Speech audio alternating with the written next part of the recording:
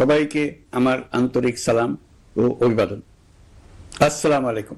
আজ আপনাদের সামনে উপস্থিত হয়েছি এক অতি তাৎপর্যপূর্ণ, ঐতিহাসিক ও ভবিষ্যৎ নির্ধারক মুহূর্তে।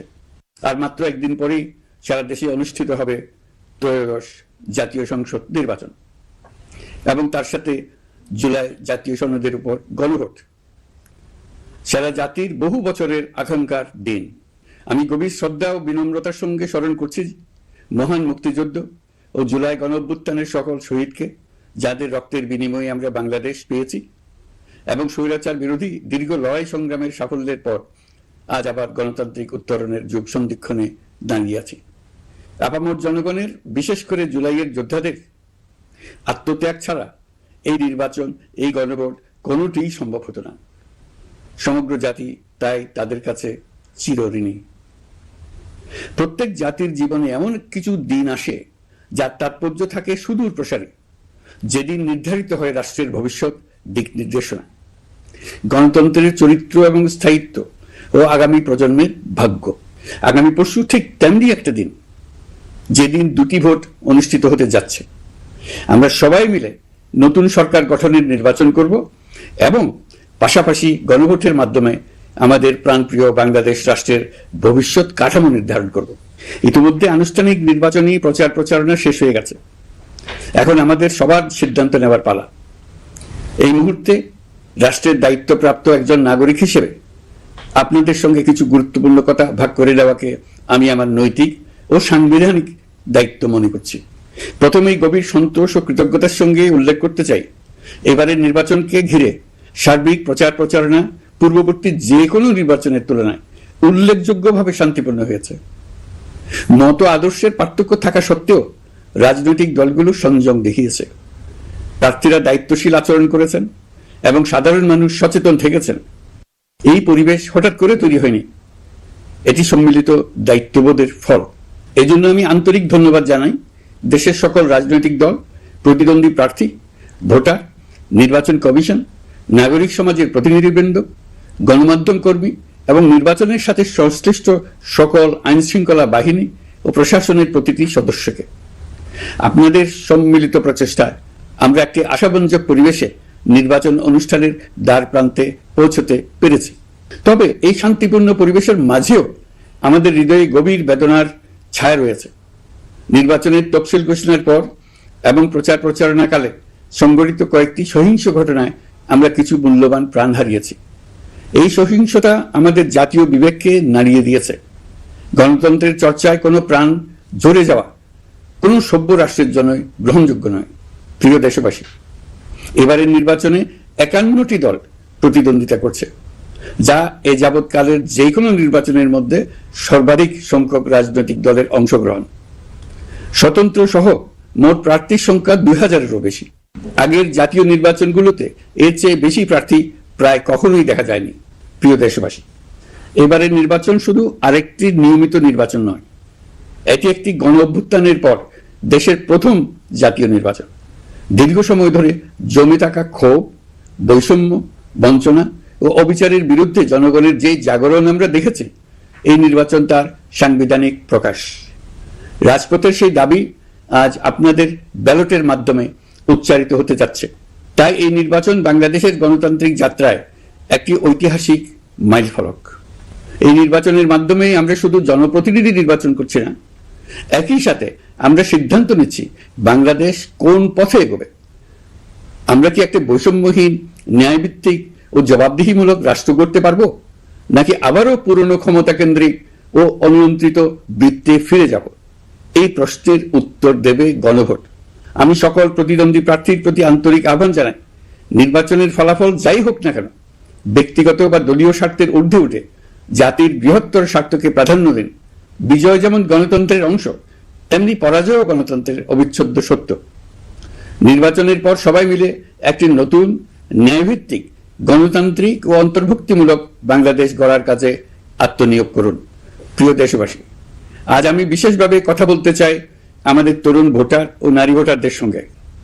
আপনারাই সেই প্রজন্ম যারা গত 17 বছর ধরে ভোটাধিকার থাকা সত্ত্বেও ভোট দিতে পারেননি। আপনারা বড় হয়েছেন এমন এক বাস্তবতায় যেখানে ভোটের মুখোশ ছিল কিন্তু ভোট ছিল না, ব্যালট ছিল কিন্তু ভোটার ছিল না। এই দীর্ঘ সময়ের বঞ্চনা ও অবদমনের সবচেয়ে বড় মূল্য জাতিকে প্রতিদিন দিতে হয়েছে। তবু আপনারা আশা ছাড়েননি, অন্যের সামনে মাথা নত করেন নাই।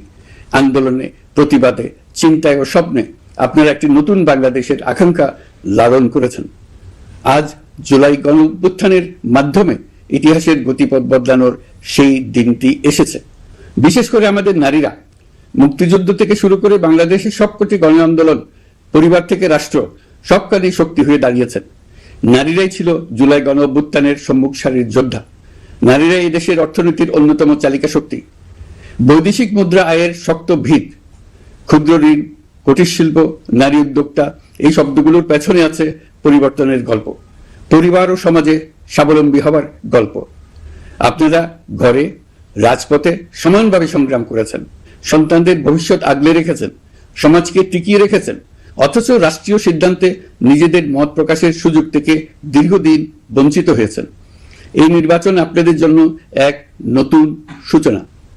আর আমাদের তরুণরা, যাদের স্বপ্ন, মেধা ও শক্তি আগামী বাংলাদেশের ভিত্তি, এই ভোট আপনাদের প্রথম সত্যিকারের রাজনৈতিক উচ্চারণ। তাই আমি আপনাদের কাছে অনুরোধ নয়, দাবি জানাচ্ছি, ভয়কে পেছনে রেখে সাহসকে সামনে এনে ভোট কেন্দ্রে যান।